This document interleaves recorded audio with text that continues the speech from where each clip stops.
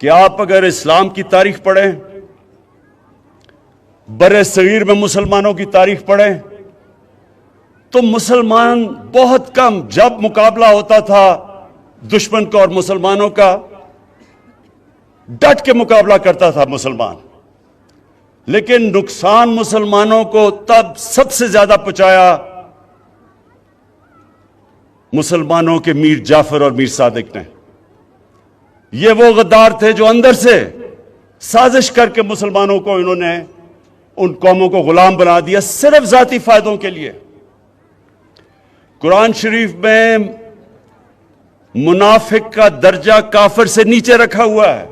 کیونکہ وہ آپ کا بننے کی کوشش کرتا ہے، وہ اندر سے جڑیں کاٹ دیتا ہے۔ جنگ خندق میں